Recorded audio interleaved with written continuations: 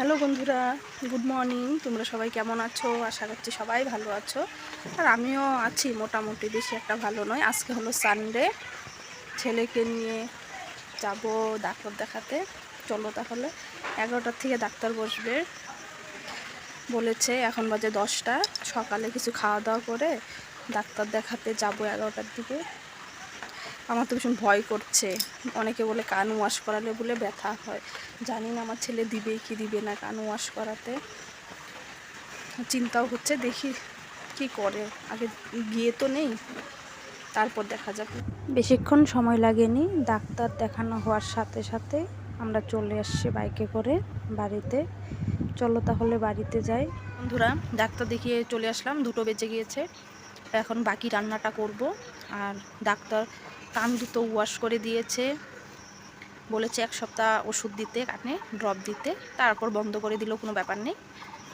1 সপ্তাহ দিয়ে বন্ধ করে দিতে বলেছে। আর অল্প তো কান্না করেছে, ওয়াশ করার সময় ব্যথা তো হয়। আর এখন দেখি রান্নাটা করি। বাকি রান্নাটা মাংস নিয়ে এসেছিল, মাংসটাই করব। আর শাক করেছিলাম সকালে। এই যে মাংসটা ফ্রিজে রেখে গিয়েছিলাম, কারণ কখন না কখন আসবো, তার জন্য ফ্রিজে রেখে গিয়েছিলাম।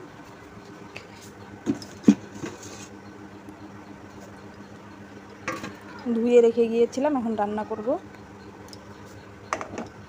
মাংসটাতে কি জল উঠে গিয়েছে, জলটা ফেলে দিতে হবে।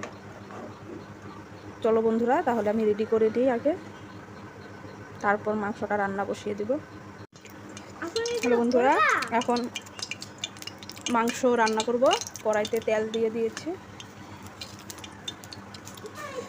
তেলটা অল্প গরম হোক। এই যে চিকেন, সব মশলা দিয়ে মেখে রেখেছি। তেজপাতাগুলো দিয়ে দেই।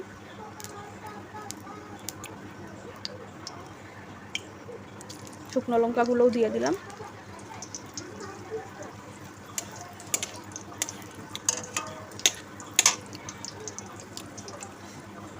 মোবাইলটা ধরতে না খুব অসুবিধা হয়, কারণ এক হাতে মোবাইল ধরে আর এক হাতে দিয়ে সব জিনিসপত্র দিয়ে রান্না করা না খুব অসুবিধা হয়ে যায়।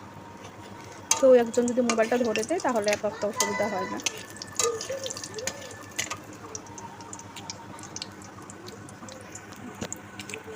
গোটা জিরেটা বা কোথায়?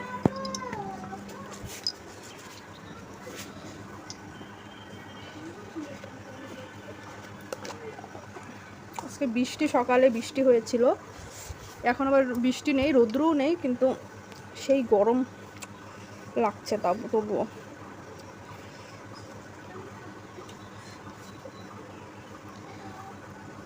অল্প গোটা জিরে দিয়ে দিই।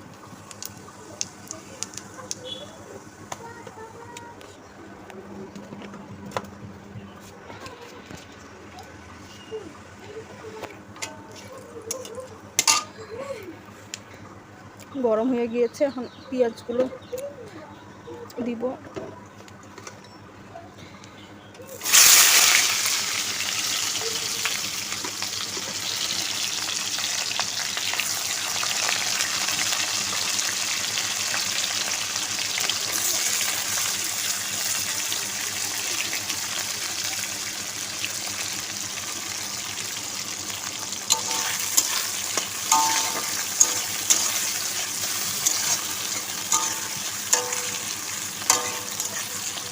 পেঁয়াজটা অল্প ভাজা ভাজা হোক।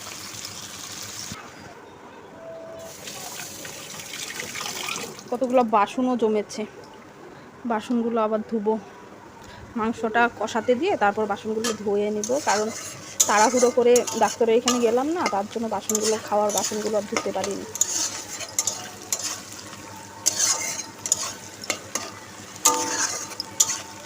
এখানে গিয়ে দেখি সবার লাস্ট আমরাও গেলাম, সাথে সাথে ডাক্তার দেখানো হয়ে গেল। আবার তাড়াতাড়ি চলে এসেছি, বেশিক্ষণ সময় লাগেনি।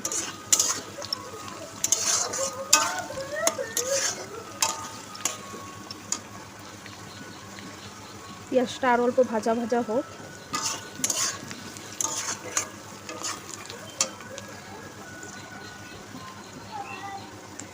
বাবা, এই জানলাটা দিয়ে প্রচণ্ড হাওয়া আসে, তার জন্য গ্যাসটা না অল্প পর পর খালি নিভে যায়।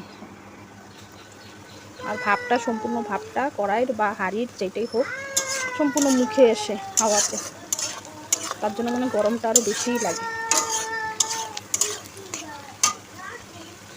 হয়ে গিয়েছে, এখন মাংসটা দিয়ে দিব।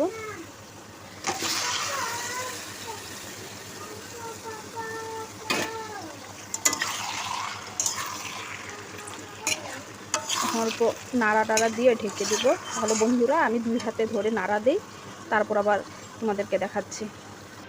নাড়া দেওয়া হয়ে গেল, এখন অল্প ঢেকে দেব।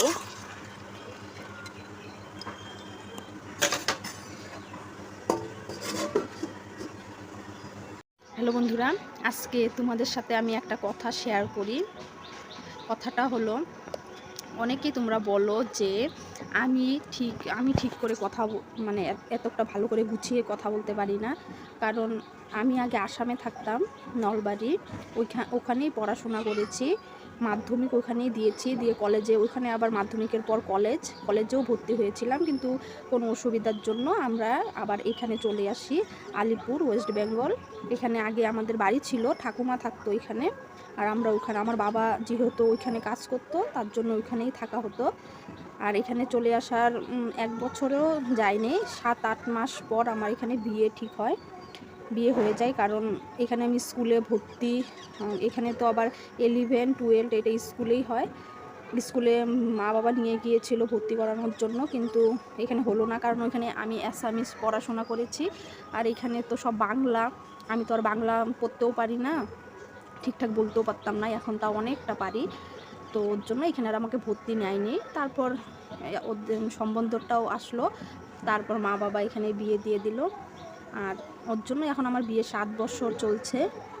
কিন্তু এখন এমন হয়েছে না বাংলাটা ঠিকঠাক বলতে পারি না, অ্যাসামিসটাও তো 7 বছর থেকে চর্চা নেই, তার জন্য অ্যাসামিসটাও আস্তে আস্তে ভুলে যাচ্ছি।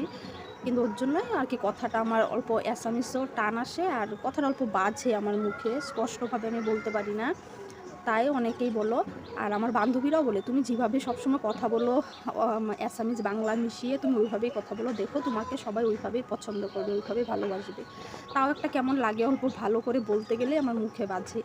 তো তোমরা কিছু মনে করো না, আর আমার যদি কথা তোমরা বুঝতে না পারো বা তোমাদের যদি কোনো ইসে থাকে আমাকে কমেন্টের মাধ্যমে তোমরা জানিয়ে দিও, তাহলে আমি অনেক কিছু নামও ঠিকঠাক করে বলতে পারি না এখানে, কোনটাকে কি বলে, যদি আমি কিছু ভুল বলে থাকি তোমরা কমেন্টে আমাকে জানিও, তাহলেই তো আমি শিখবো।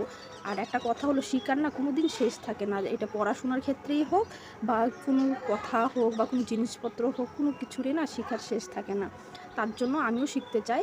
আর তবুও আমি তো আগে সবসময় অ্যাসামিস বলতাম, বাংলা তো পারতামই না। এখানে বিয়ের পর আমার হাজব্যান্ড অনেক কথা শিখিয়েছে, আশেপাশের লোকের সাথে যখন অল্প অল্প করে বলতাম, এখন তাও অনেকটা পারি।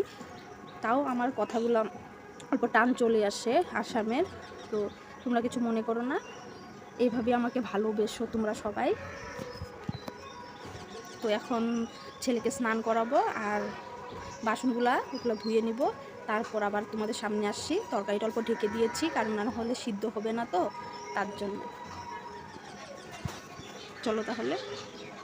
হ্যাঁ, আমার আর একটা বান্ধবী বলে, তুমি যেভাবে কথা বলো না, তোমার কথাগুলো ওইভাবেই শুনতে ভালো লাগে, তুমি আমাদের মতন করে বলতে যেও না, তুমি যেভাবে সবসময় বলো ওইভাবেই বলবে, দেখবে তোমাকে সবাই ওইভাবেই ভালোবাসবে, সবাই তো সমান হয় না।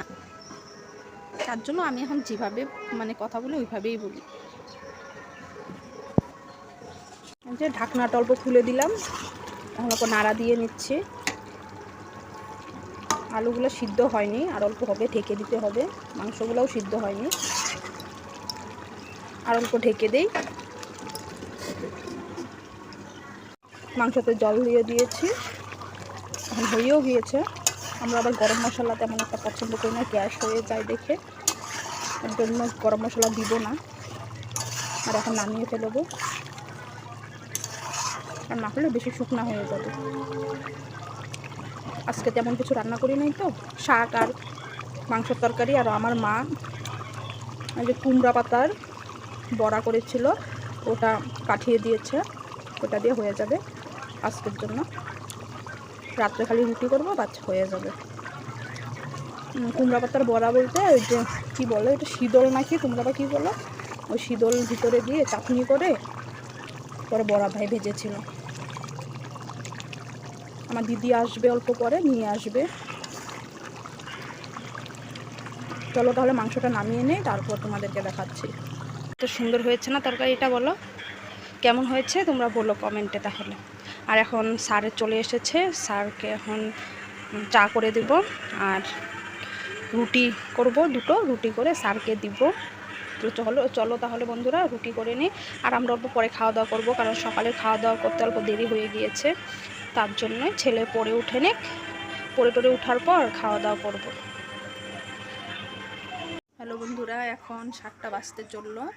এখন ছেলেকে বই নিয়ে বসাবো।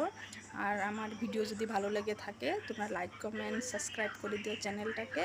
তো ভিডিও আজকে এই পর্যন্তই, আর সকলকে গুড নাইট। তাহলে আজকের জন্য টাটা।